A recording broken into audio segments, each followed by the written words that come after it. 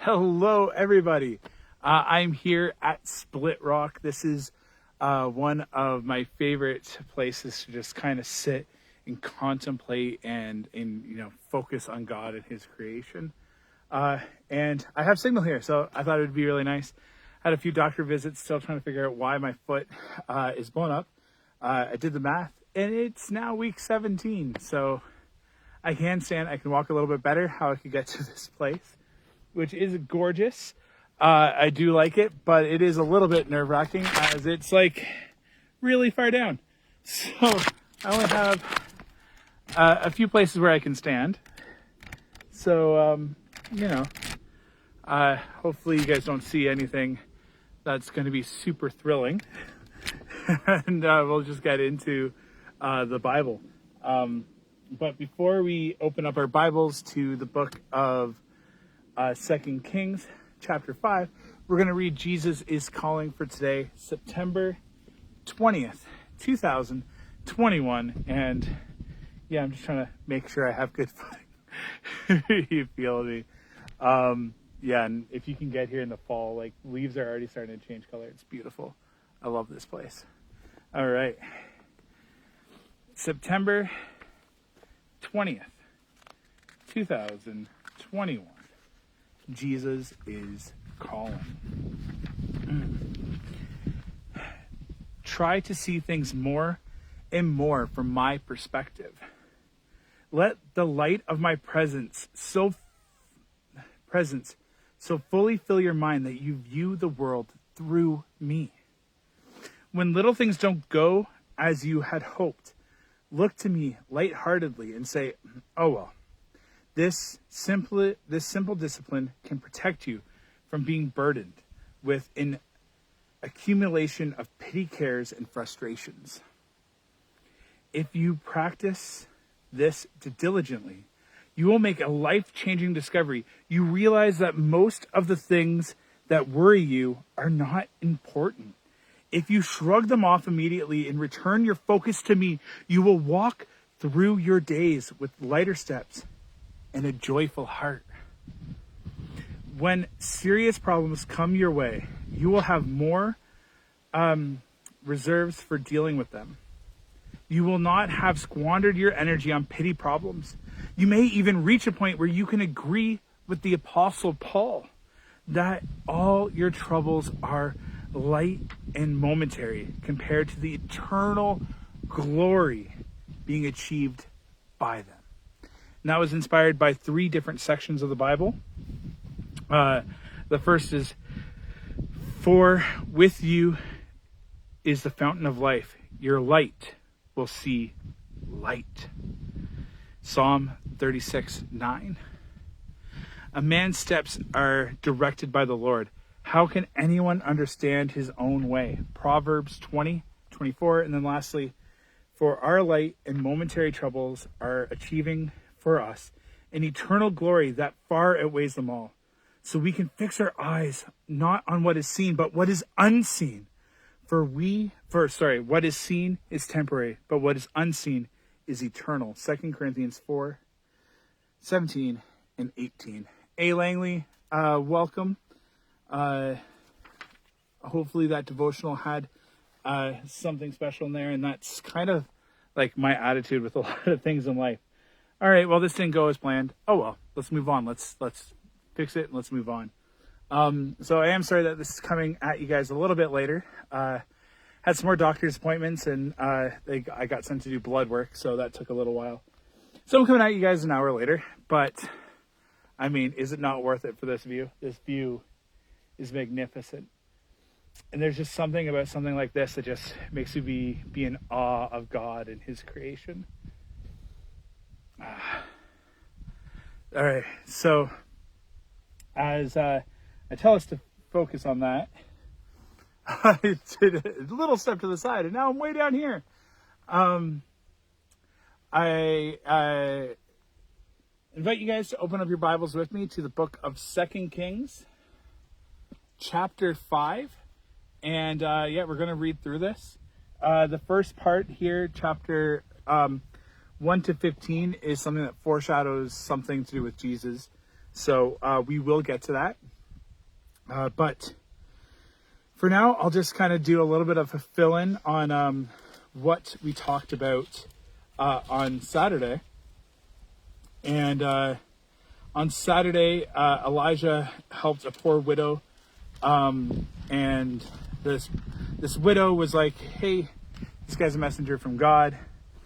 Let's just help him be comfortable." And she made a room for him, and everything was good. And she didn't do it for any sort of personal gain. But Elisha was like, "Well, I know that God wants to bless you somehow. So how can He bless you?" It's like, "Well, we also now have a son, but I think that's impossible." And he's like, "No, God's going to do it. Don't you worry." And sure enough, she has a kid, but then he gets really, really sick, and he ends up dying. And she rushes out for him, and Elisha hears, rushes back, closes the door, and starts praying, and he comes back to life. That's one of the big miracles that ended up happening, and it was pretty cool. And then there was a famine, and Elisha ends up praying, and then they all end up getting food, even though they had very little to start off, and this little bit of food went and stretched out to be amongst everybody. Something that later Jesus ends up doing with loaves and fishes. So that was kind of cool. And now we're going to continue in 2 Kings chapter 5. Hey, Gary, welcome. I invite you to open up your Bible to the book of 2 Kings chapter 5, and I'm reading in the New Living Translation. So yeah, without further ado, let's jump into it. Healing of Naaman. The king of Aram had a great admiration for Naaman, the commander of his army, because through him the Lord had given Aram great victories. But through Naaman was a mighty warrior, he suffered. Though Naaman was a mighty warrior, he suffered from leprosy. At this time, Armenian raider. Sorry, I'm going to restart chapter 2. I'm trying to find my footing because I'm not super comfortable at the moment. And being next to a cliff, I'm a little bit worried, a little bit distracted. So, verse 2. At this time, Armenian raiders had invaded the land of Israel, and among their captives was a young girl who had been given to Naaman's wife as a maid. One day, the girl said to her mistress, "I wish my master would go and see the prophet in Samaria. He would heal him of his leprosy." So Naaman told the king what the young girl from Israel had said. "Go visit the prophet," the king of Aram told him. "I will send a letter of introduction for you to take to the king of Israel." So Naaman started out carrying as gifts. Sorry, I'm just really trying to find a good hole, but I'm now off the camera. I'm sorry.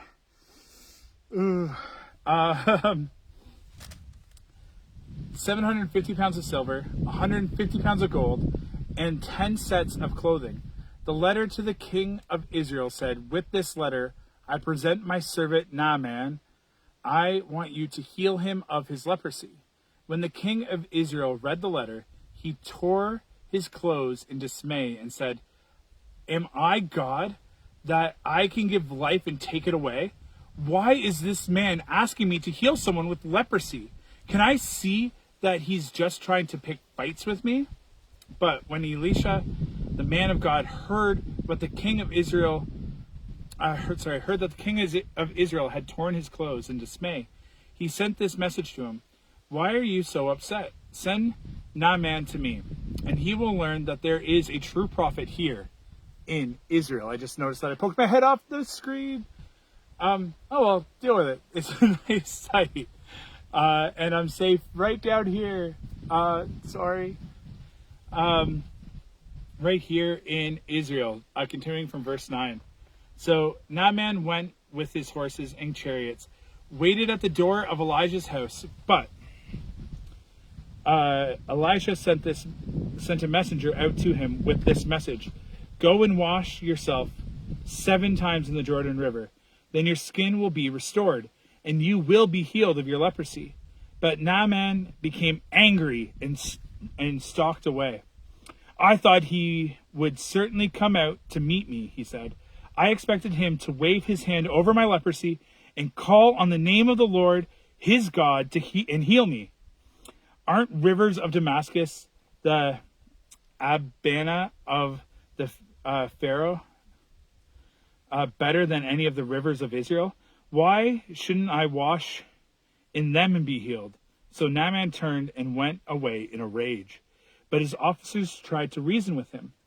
"Do something very difficult. Wouldn't you have, if he asked you to do something very difficult, wouldn't you have done it?"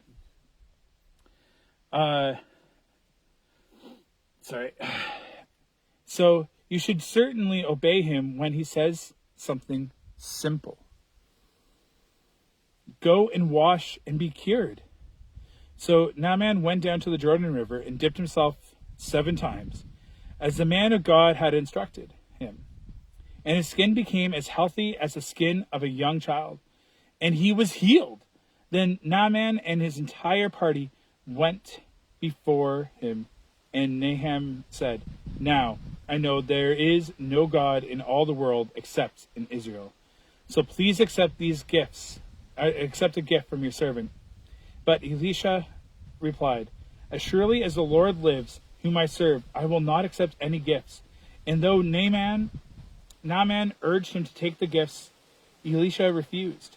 Then Naaman said, "All right, but please allow me to load 2 of my mules with earth from this place, and I will take it back home with me.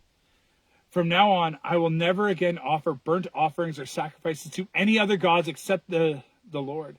However, may the Lord pardon me in this one thing.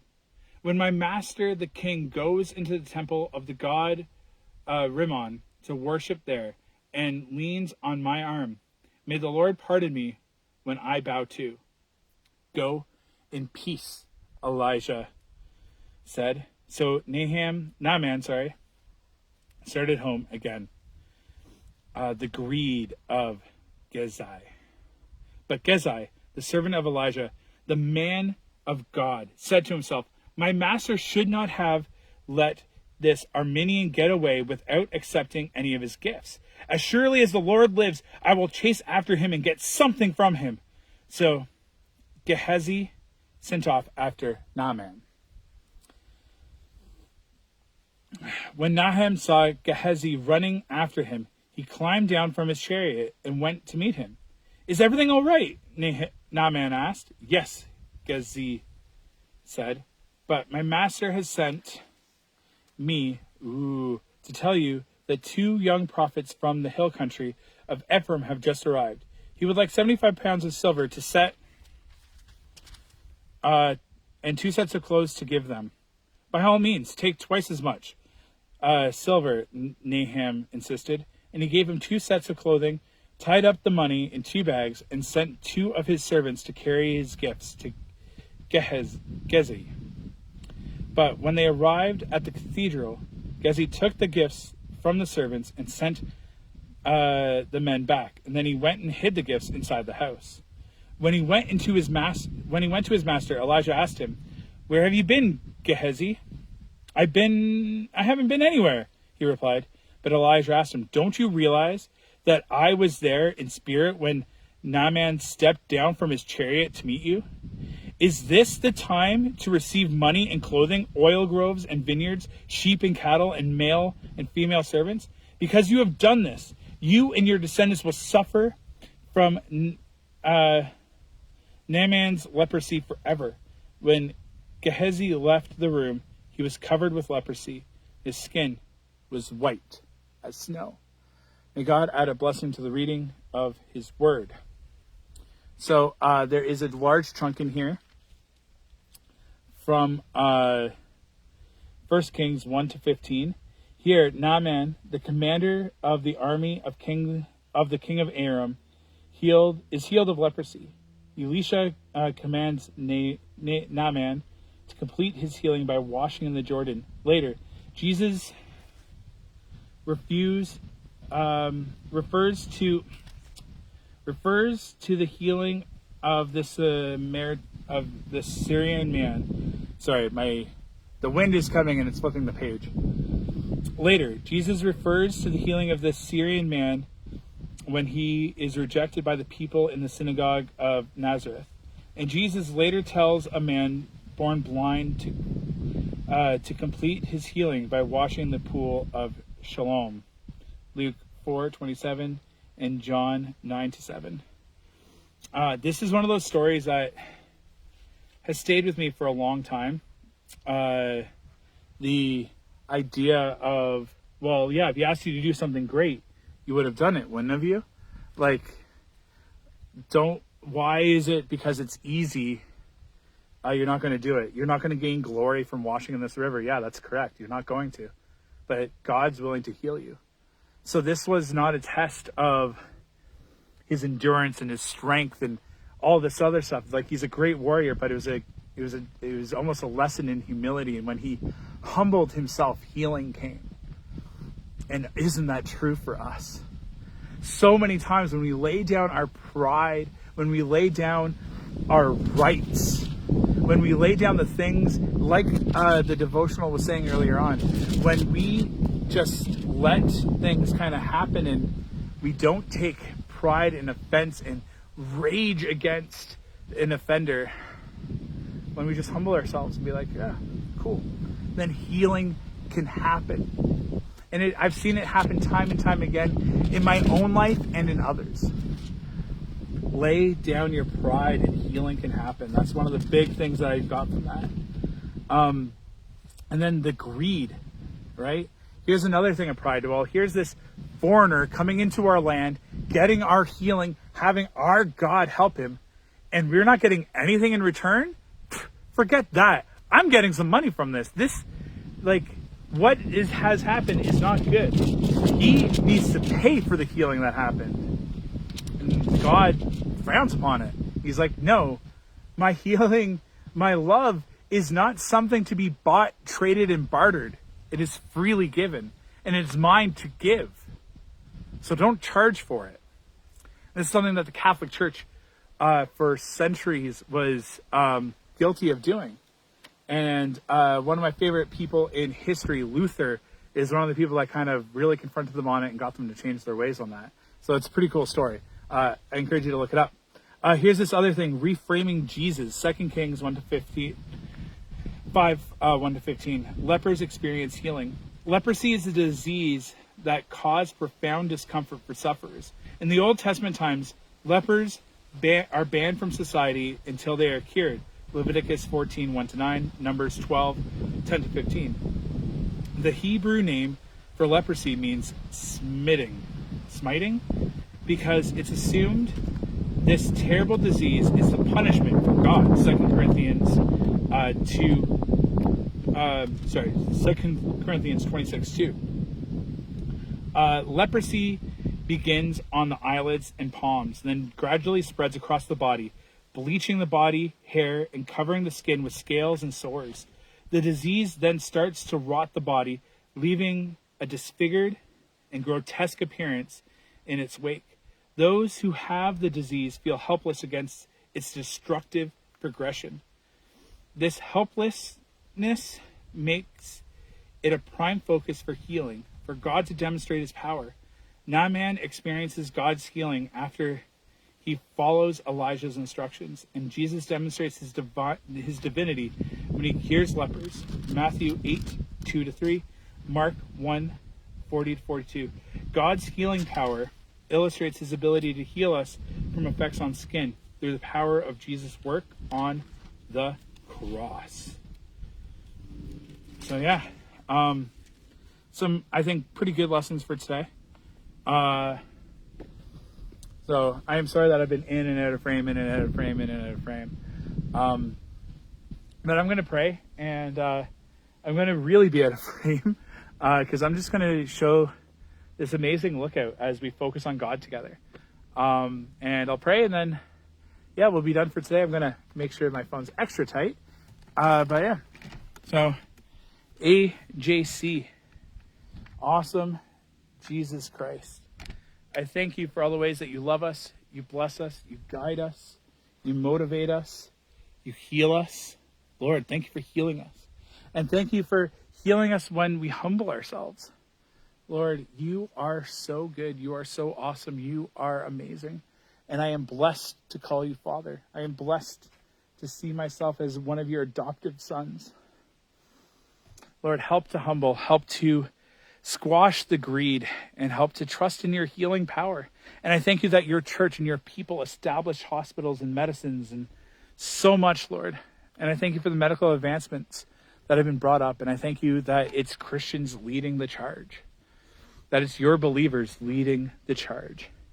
And I thank you for bringing all these things. And I thank you for the healthcare system here in Canada, that I can have 2 hospital visits in one day and it's not going to cost me anything. I don't have to mortgage my house or anything like that. And Lord, for whomever is hearing this, whomever needs prayer, whether it's emotionally, physically, mentally, spiritually, Lord, I lift up healing. I lift up that they can be humble and they can turn to you and rely on you, and that you can bring healing into their lives, Lord.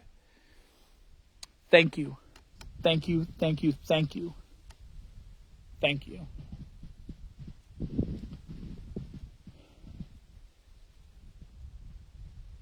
Amen. All right, guys. Well, thank you very much once again.